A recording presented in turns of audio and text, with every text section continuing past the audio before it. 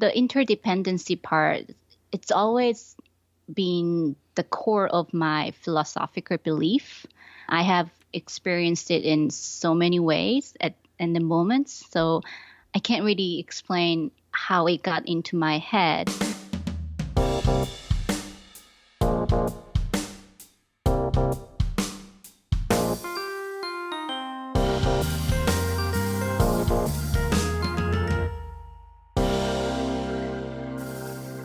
Hello, print friends, and welcome. I'm your host, Miranda Metcalf. Each week, I chat with artists who use print-based media to do something beyond the expected. This is a bilingual podcast, so if you subscribe to us, you'll be getting episodes in English with me, as well as in Spanish with Ronaldo Til Zambrano. Together, we speak to printmakers around the globe about their practice and passions in the world of printmaking. Hello Print Friend is brought to you by Speedball Art Products, who've been offering a diverse range of high-quality products to your creative practice since 1997. If you're looking to add some pizzazz to that practice, check out their new line of additive glitter. Add a sprinkle of their additive glitter to any Speedball fabric screen printing ink to bring a touch of shimmer to your next design. This glitter additive can be used in nearly any ratio, whether your sparkling vision is more subtle or dripping with scintillating shine. Check out the link in the show notes. This episode of Hello Print Friend is also brought to you by McLean's Printmaking Supplies, who've been dedicated to the art and artists of relief printmaking since 1979. This small specialist team in the Pacific Northwest is the leading supplier of Japanese relief tools for printmaking in the US and abroad, whose primary purpose is to help you find the materials and support you need to reach your printmaking goals. Our editor, Timothy Pauschak's two favorite tools are his Futatsu Wari Sankakuto 3mm V-gouge and his Josuai Maroto 1mm U-gouge, both from McLean's. But you don't have to take our word for it because these tools do speak for themselves. So head on over to McLean's at imcleans.com to find your new favorite tool and keep on carving. My guest this week is Mizin Shin. You may know her from her jaw-dropping printmaking woodcut installations she's done with floor-to-ceiling interconnected prints. We speak about her childhood growing up in South Korea with a painter mom, how her work speaks to the interconnected nature of society and the beauty and the peril of that truth, her co-founding of a printmaking studio/workshop/gallery in Buffalo, and her Stop Asian Hate project. So without further ado, sit back, relax, and prepare to get connected with Mizin Shin.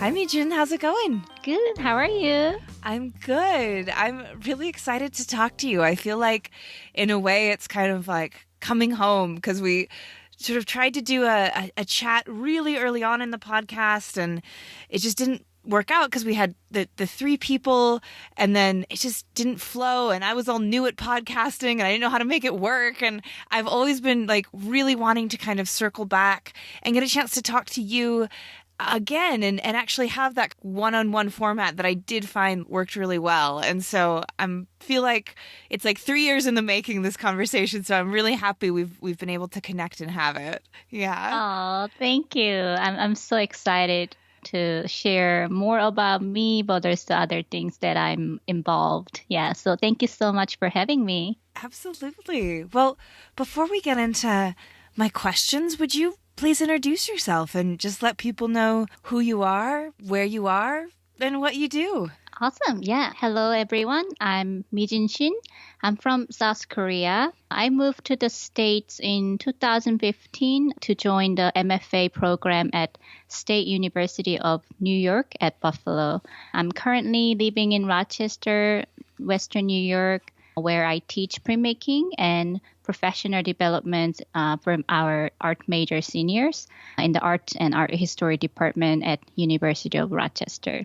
I'm also a co-founder of Mirabeau Press, located in Buffalo, New York. And actually, Miranda, you interviewed with Catherine, who is the president of the Print Club of Rochester. Mm-hmm. I'm the vice president.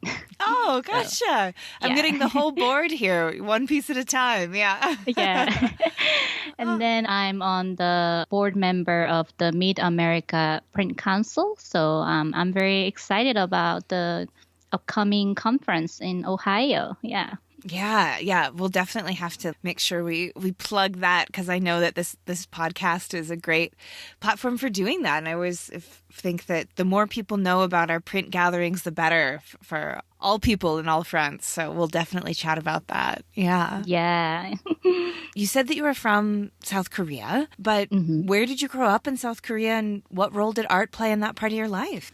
So I was born in Busan. It's the southern coastal city. It's probably second largest city in South Korea. But my father's job was like he used to work at Hyundai Car Company, which is located in Ulsan. You can find the Sansan competition. But it's all like southern coastal city in South Korea. So that's where I grew up. And then my mom is a painter, not so much these days, but she painted a lot when I was young. So she used to bring me to her studio, and then it was like a shared studio. So there were always artists whenever I went there. And she taught me how to draw and paint until I started taking art classes. I probably started painting when I was 7 or 8-ish, something like that. And I remember I used to participate in like art competitions or events a lot when I was young. Probably my mom took me up 1 or 2, and then I probably really liked doing it. So I continued art practice. And then whenever there were like art projects at school, I was one of the kind of students who was so excited about and loved to show my work in school. So I remember like if my painting gets selected for the on-campus exhibitions, like my mom always like saying me a good compliment or, cheering me up. So I was always in that kind of home environment. My mom's painting is like everywhere at house. Yeah. So. Yeah. I feel like I hear that fairly often when I do the interviews of young, artistically inclined people who really got that positive reinforcement around art as a young person.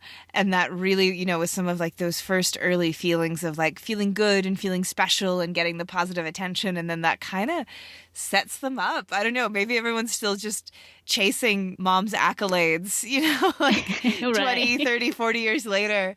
But, just being recognized as a way that you could achieve things and have people appreciate what you're doing. Yeah. Yeah. I mean, definitely, like she also taught me a lot of different things, not just only art, like cooking and sewing, and then all the practices that she used to do. Even she didn't really directly teach me. I just look at over her shoulder, and then I kind of try to copy her or do something with her. So yeah, that really got into my whole life, and then it became just me later. Yeah. Well, and I can imagine growing up seeing someone making art just a part of their day-to-day life and what it really takes to create art, which means you carve time out for it and you dedicate yourself to it and you just do it, I think that that's got to be a formative experience as well, and something that, can stick with you. Yeah. And so where does printmaking come into your story? When were you introduced to that art form? It's actually a funny story. So, like I said, my mom taught me painting and drawing. And then I even went to like art, like after school programs, because she knew I would enjoy it. And then whenever I asked her, she kind of let me go. So when I was in high school, I have to say, I was pretty good at studying, And then my mom didn't want me to go to art school. Oh. She wanted me to go to like education program or other like programs that probably make a lot of money if you get a job in that field. So she told me, no, you can't go to art school. And I think it was her strategy. She told me, if you get into these very specific schools, has a high reputation, then I can go. So I That's worked some so hard. good mom psychology right there. Right? She like kind of like rejected my like request at first, but she now came up with a different suggestion. Yeah. Anyway, so when I was a freshman in high school, I visited an art school, which I ended up going to for my undergraduate. It's called Hongik University. It's one of the biggest art schools in South Korea, and there were like 11 departments in just art and design program, like printmaking, painting, oriental drawing, or sculpture, or graphic design, industrial design. There's so many departments in just one art program. And I'm not sure it's still like that, but it was when I was there for sure. Like there are a lot of art students. And then we were on this tour, and I was just looking around studios and checking out the art building. And I saw the big etching press in the printmaking studio. And at that time, I didn't know exactly what that was for, but I saw the sign next to the room labeled panhwa. It's Korean word for printmaking. So it just looks so cool to me. And as I said, I got into art when I was young, especially watercolor and oil, because that's what my mom had at her studio. But I wasn't sure if I wanted to continue painting at that time. And then I wanted to use some like new tools or equipments in my art, and printmaking studio were full of these different kinds of equipment I never seen before. So the big sexy press brought me into printmaking world pretty much. Yeah, the giant black press, I still remember. and then I applied to the printmaking program, and since then I'm still making prints. Yeah, I think that I've heard that from a few people where it's just the kind of mystique of the actual equipment and how it looks technological, but also kind of ancient and maybe just fun. Just kind of to get in there and roll up your sleeves and start interacting with the equipment can be a really big motivator. And maybe because it's not quite obvious what it's for if you don't know. You know, everyone kind of grows up, even if they have very little exposure to art, you know, they see painting in Disney movies or something, you know, you can picture it, right? Like the paintbrush and the canvas and everything. But printmaking has that, mystique, that mystery. I love that you called it, the big sexy printing press. Like, I think that's very accurate. Absolutely. Yeah. Absolutely. In my whole life at that time, right? Like in my high school, in my middle school, we didn't have a press. So I didn't even know what printmaking is exactly until I went to college. So that mysterious, matter machine in the studio, it's just like, what is that? I want to use it and I want to learn about more. So yeah. Yeah, absolutely. And then, so why Buffalo for your MFA? How did that come about? Oh, it's all based on the network I'm used to in. So my professors from Korea, he went to UB for his MFA degree, and then I remember, I think I was in the last semester of my undergraduate program, and he moved from state to Korea. And then he told me, the school I went to is really cool if you're thinking about like developing a more conceptual part, like a practice, then go to this school because it's a very conceptual art school. So I applied for it. And I love that scholarship program they have, like teaching assistant, they get stipend, but also they can teach courses. So I applied for that. So that's how I got to Buffalo. And had you been to the United States before, or Buffalo or New York or any of that? Actually, yes. My husband is American. He's from Boston. But I met him in Korea. Okay. So before I decided like going to a grad program in the state, he and I went to see his family, and then we went to a couple schools to check. I love doing school tour, by the way. I always do the tour first and then decide either I really want to go or not. So but at that time I couldn't go to see Buffalo because it was a little bit far away from Boston. But before I went to Buffalo, I definitely came to the state first and then moved to there.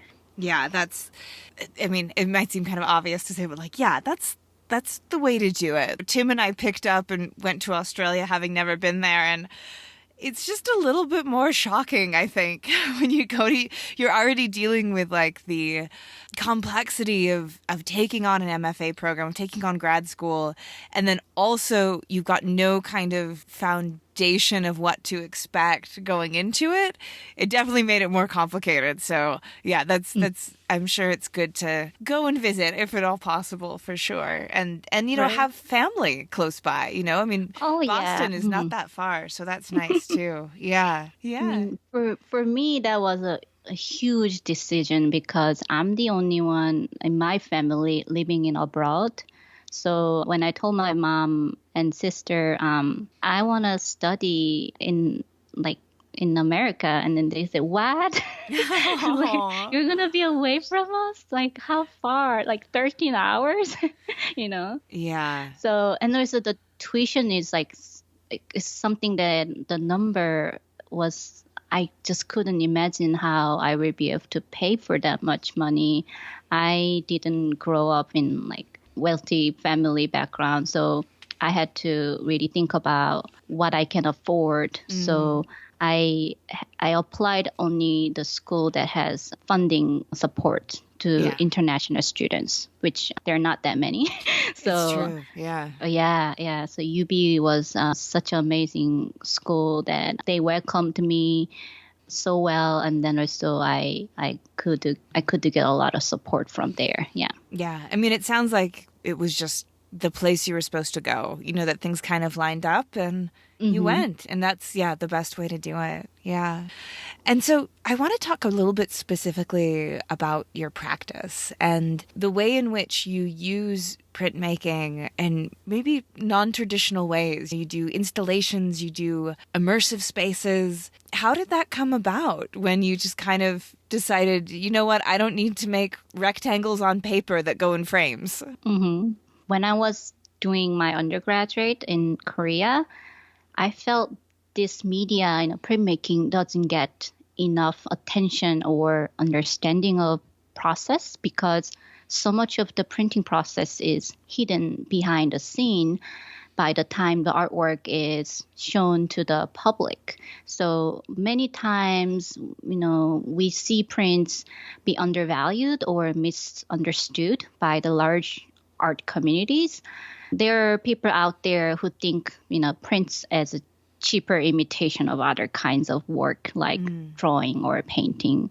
And of course, who are listening to this podcast, none of us are happy to hear when someone says, "Oh, it's just a print, a copy, or it's not a real painting, it's not an original," and something like that. So of course, it just bothered me so much. And then at that time, I felt a sense of duty, as a printmaker, to not only share more about the process and make it more accessible outside of our specialized studios, So I always wanted to show the capabilities of printmaking to a wider audience and not get stuck with a specific group of critiques and people who already identify as art people.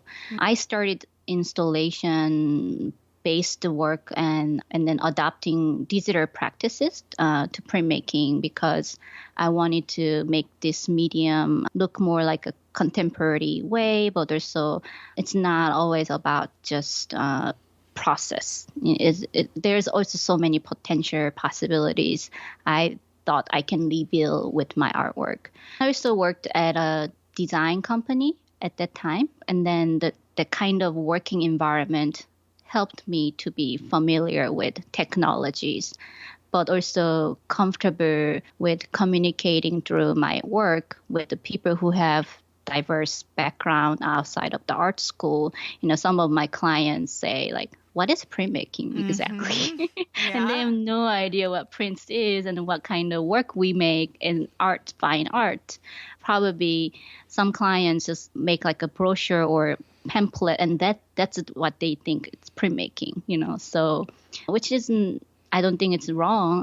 I think it is always a part of printmaking, but a lot of people just don't see that the variety of the printmaking aspects in art form. So I wanted to include more mediums, but also processes and then approaches into printmaking. Early on, like when I was trying to expand my work outside of the frame on the wall only, like I started using virtual spaces and try to make it more interactive between physical and virtual spaces, especially like using QR code. When I was in Korea at that time, QR code was just kind of like it became popular, like because most of the people started using smartphone, having like access with the internet. So just taking a picture of the code and it raised to the like a website, that was like kind of became trend at that time. So I used it in my art. And also the repetition from printmaking, can be shown all at once with an installation. And I thought that's a very unique character in printmaking. Also, I thought it's a very smart way to show, that the character of the medium. So that expanded the immersive structure pretty much through the aspect of multiplicity in printmaking and led me to contextualize the idea of networking by making materials and designing patterns by them. So my prints are the construction materials and I build the space with them. Yeah. Because the first piece of yours I ever saw was from the How Things Are Made, which is one of these immersive spaces that you're talking about. And I think just to kind of give a little bit of tangible context, to talk about this particular piece, you've got a woodcut that's 34 inches by 34 inches that's repeatable, that it just sort of all fits together. And you would just wallpaper and ceiling paper and floor paper a space with it. And it was such a creative way to embrace the multiplicity of printmaking, which is what you spoke of. And of course, it's something that you see in the commercial side of printing. If you think of, well traditional wallpaper, I mean, those were prints, before they were being digitally produced. But to harness it in art making, it really is something that you don't see very often, and you really don't see it particularly with prints, which often are, thought of in to be interacted with in these really traditional ways. So there's a couple of things in there. And one, I'd love to just kind of have you tell the story maybe a little bit about taking on that project and figuring out, how many prints do I have to make to cover a space, and how are they going to fit together, and how do I produce them? And then also, you didn't just stop at doing something that's kind of like that visual stunning. It actually has this really interesting message about the interdependency through systems and how it's all connected. So sort of two-part question. So maybe can you talk about the logistics of doing like a huge installation like that? And then also what is the theoretical push behind it? Mm-hmm. Maybe I will start with the concept first and then cover the actual fabrication part. Yeah. Because that's how the work led me to do that. So ingredients that make cookies and also the machine making cookie and then also like the nature resources like mining process that used to make machines. So it's just an example between an iron and then also the chocolate cookie. You don't really see the direct connection, but if you're looking into these manufactured processes, you will find that connection through other processes. So that was the physical connection that I wanted to reveal in my art. So that's why everything connects through each other. So there are 4 panels total. And then when I designed it, I wanted to make, I wanted to make them all connect to each other. So no matter which design goes to top or bottom or left and right, they can just continuously repeat, but also continuously connect to each other.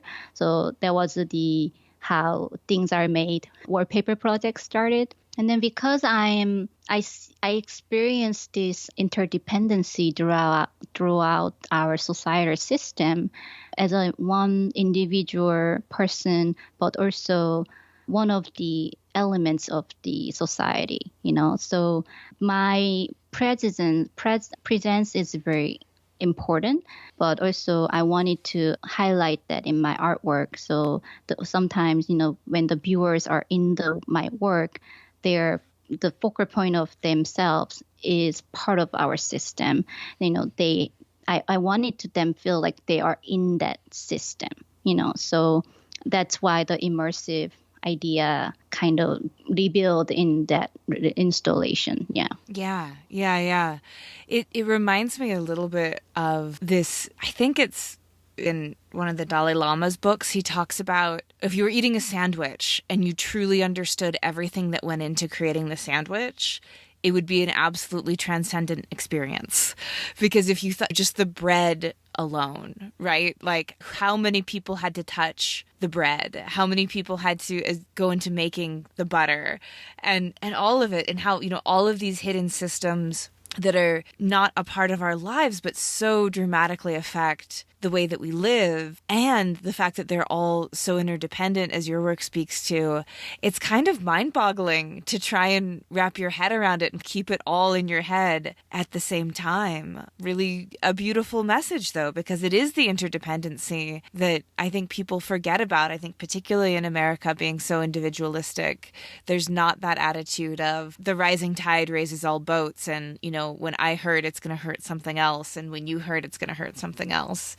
But of course it is, a part of the fabric, and part of the insane reactions we've seen to the pandemic comes from, people not accepting the interdependency in this country as much as, I've seen other places anyway. Thank you. Yeah. I don't know when I started thinking about this idea, this philosophical idea, but it really helped me a lot. Like since I was young, like I just respect so many people, and then I just appreciate so many things. And then things that I thought I didn't know I was privileged in that situation, but later on I find that out, like, oh, I was, I think that's what I'm trying to talk about through my artwork. That's the main message that I'm trying to address. But of course, I don't usually use just one object as a exemplary, just try to change the topics. Actually, after pandemic happened, I started researching mass public transportation data. So mainly showing how much we're interactive and also connected through the public the transportation. So I used the flight pattern between continents. So literally revealing how often, how many times we go back and forth between the countries and then cities. The complexity, the impact just shows through the work. And so that's what I focused on early 2021. Yeah. And what time did you start your project, the Use Your Voice, Stop Asian Hate? Was that also around this time? Yes, actually. So after I started that transportation data map, a couple months later, the spot shooting in Atlanta, Georgia happened in March. So I started the campaign Use Your Voice, Stop Asian Hate, probably in April 2021. So it was originally just a social media post in response to rising hate crimes as a way to speak out against racially motivated prejudice and violence. So I made a blind embossed print. It says, Use Your Voice, #Stop Asian Hate, like my Instagram. I posted a picture that I'm holding the print. And one of my friends wanted to buy the print that I posted. And then I switched the direction of this work to more of like campaign styles. So, when I saw the opportunity to generate donations, because if there are people who are willing to support or who would love to support or who would love to buy the prints to show their support, then I can make more prints because I have the abilities, but also I have the resources. So I started doing the campaign. So the message is being translated into a variety of languages to engage diverse linguistic communities. Mainly, I sometimes see that like people misunderstand when it comes to social justice or human rights issues. If you're not the direct victims, you cannot talk about it. That kind of misunderstanding. Because you're not Asian, that doesn't mean that you cannot talk about it. Because you're not Black, you cannot talk about Black Lives Matter, right? So I wanted to include diverse linguistic communities as much as possible. So there are actually two versions of the prints being made for the campaign. One, the blind embossed prints. So these are being traded in exchange for donations to organizations supporting AAPI communities. So people who want to buy the prints, then I get the money and then I collect it and then donate to organizations. Or if anybody wants to make a huge donation, then they send the money directly to the place they want to support, and then I just send the prints. That's how I've been raising money. And then there are also screen prints produced for mainly free public distribution to raise awareness. There were so many great places I found once I started the campaign. One of them was the International Print Center in New York. They contact me and then say, can we put some prints in our place so people can pick it up or see the message? And then sure. So I sent them some screen prints, something like that. So, but these days I also sell these screen prints, not just for the free distribution, because I wanted to raise more money.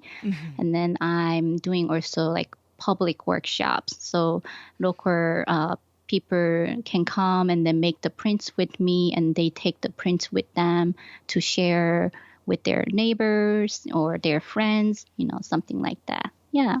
Yeah. And I've seen photos of both the screen prints and the blind emboss, and the blind emboss looks so beautiful. I feel like that is a really powerful message with that kind of gentle handling that just the blind emboss offers. I think is just a wonderful, I don't know, it's just it's a wonderful experience. And so those are still available, the project's still ongoing. People can go and purchase and help support the project? Yes, the prints are available on Mirabeau website. It's the fine art printmaking press. I work with my two partners, and then people still can buy the print online, and then I mail the print. Or currently I'm having an exhibition in Rochester, so people from local people can just come in and then buy the work from the gallery. Yeah. I want to make sure that we've got time to talk about Mirabeau Press, because it's really, last time we spoke, it was just kind of starting. I know you were just almost setting up the shop, but now it's been going for quite a few years. And I feel like I've watched all those things that the three of you were talking about kind of starting to manifest. And so can you, just speak to Mirabeau and everything the services that you offer, the residencies, the printing, the exhibitions, everything that kind of you're thinking of doing and accomplishing, and the significance, I feel like, of bringing that to Buffalo that didn't really have that kind of print presence, at least that I know of, before you took it on. Sure. So I met both my partners, Bob Fleming and Rachel Shelton, at University of Buffalo. Rachel was my grad school colleague. Her studio was right next to mine. So we used to talk about our work all the time. And then Bob was the community artist using UB printmaking facilities. So UB has this great program until pandemic happened. Mm-hmm. So people from local, artists, they can pay per semester, and then they use the facility because, as you know, printmaking requires some specific setting and then equipment. So he was one of the communal print shop user, and then we all became friends, and then also collaborated on artwork and shared interest. And then we found that we all have a very similar interest in opening a print shop. So we founded Mirabel Press. It's actually me is M-I from my name, Mizin, and then R-A is from Rachel, and then Bob, P-O, so it's Mirabel so cute. Press. I love it. I know. Every time I tell this kind of behind story to people, they are like, oh my God. Yeah. So anyway, we founded it in 2018, and have been working on projects, local and regional and international artists. So, and then, we offer workshops and work with artists who have experienced with printmaking, and also some who have never done printmaking before, so we don't really have any limitation in terms of their experience level. And we also publish editions as well. We recently published 4 editions with Nick Roos. He's a Rochester-based artist, and sometimes we start project from like literally like A to Z. Some artists come to us and then, okay, I don't know what I'm gonna do, but I want to work with you. Then we start from there.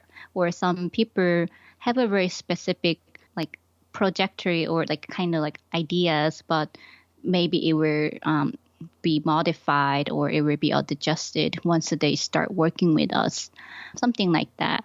And then recently we started this one, a collectors club. It's called the Mirabel Collectors Club, in which members receive prints or portfolio that we make. Of course, they will get some discount on our workshops. So we don't really have a very consistent workshop plans yet, because we basically have been designing workshop based on the request, based like our friends will tell us, we would love to learn more this, and okay, maybe we will make one. So we that's how we've been doing workshops so far. But in the future, we probably have a more like consistent scheduled workshops. But that's pretty much what we've been doing. Yeah. So, I mean, really, you do it all, is what it sounds like. Yeah. Yeah. Wonderful. Facility-wise, we have 2 presses for intaglio, relief, and monoprinting. The only medium we can't do is lithography. So, but we do have screen printing studio. We have the one-arm press. So, we can have a fairly large image. We can work on that in our studio. And then we have digital prints, like a printer. So mainly we use them for like positive or negative films.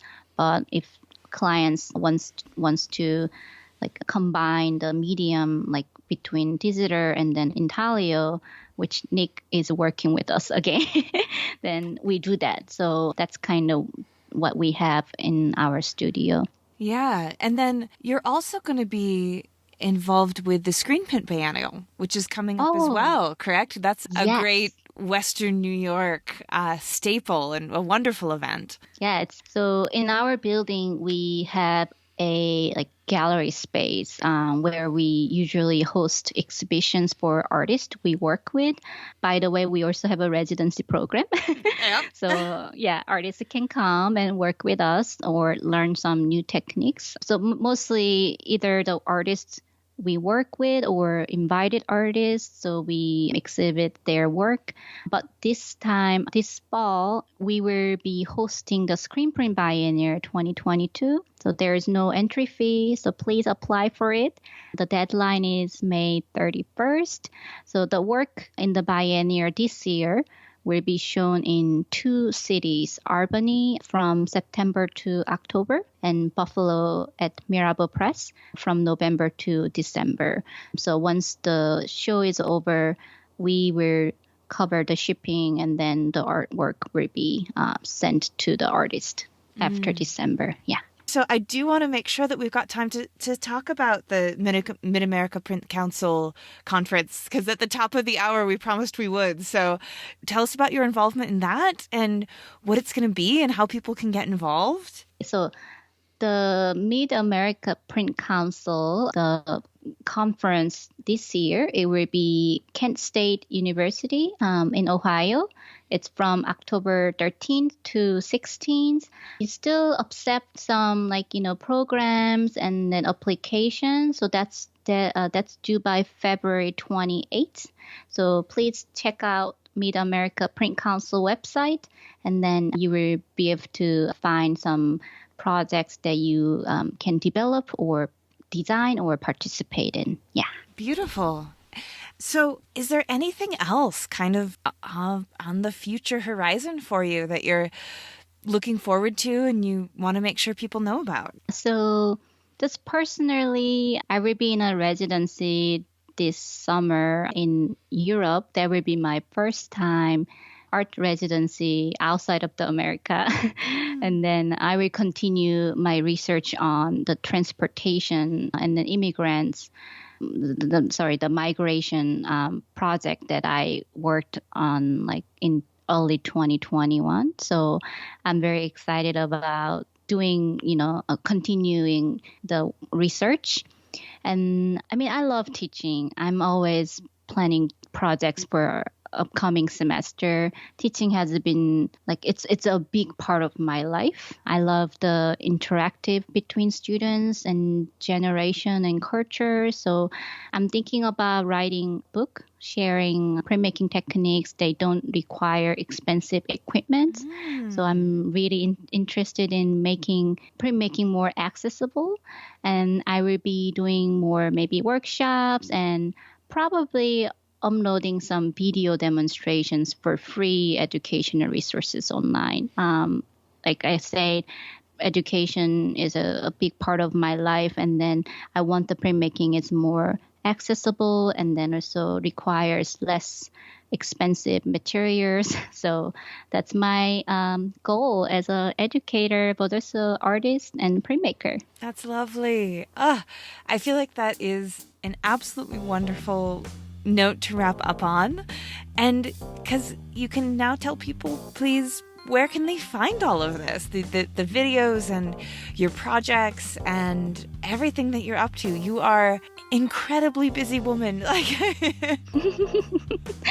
You can find me on my website, mizinshin.com, MIZINSHIN, and then Instagram also at Mizin Shin.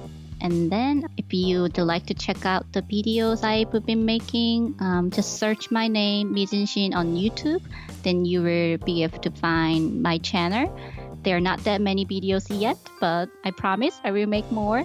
And Mirabel Press can be found on Instagram at Mirabel Press or our website, mirabelpress.com. Yeah, thank you. Lovely. Thank you for taking the time to speak with me about all your projects and your really interesting work. And I'm going to be at SGCI, so I'm really looking forward to the chance to see your show and meet. And we'll just definitely keep in touch. And thank you for all the amazing print work you're doing out there in the world. Oh, thank you, Miranda. And thank you so much for doing this. This is amazing podcast. And I told you before, I listen it all the time when I drive. So yeah, thank you for doing this for the community. Oh, my goodness. Thank you. Well, I hope you have a beautiful rest of the evening and stay warm in Buffalo. I know it's that time of year, so You too. Yeah, you. thank you. All right, talk to you soon. Bye. Bye. If you like today's episode, we also have a Patreon where you can help us keep the lights on and get bonus content like Shop Talk Shorts with our editor, Timothy Pauschak, who digs deep on materials, processes, and techniques with past guests. Also, if you've listened this far, you might be that special kind of print friend who would leave a review for us on Apple Podcasts. It would mean the world to us if you did. No joke, it really does make an impact in the world of podcasting. Unless you didn't like the episode, in that case, you don't need to leave a review. It's fine. Don't worry about it. And that's our show for this week. Join me again next week when my guest will be J. Lee Garcia. Lee is a professor at Kent State University whose multidisciplinary practice explores her biracial identity and other contemporary Latino American issues. We talk about what it was like to grow up in Dallas, family dynamics when one parent is a seventh-generation Texan and the other is a child of undocumented immigrants, the 2016 election, and making work about border politics in the Midwest. This episode, like all episodes, was written and produced by me, Miranda Metcalf, with editing help from Timothy Pauschak and music by Joshua Weber. I'll see you next week.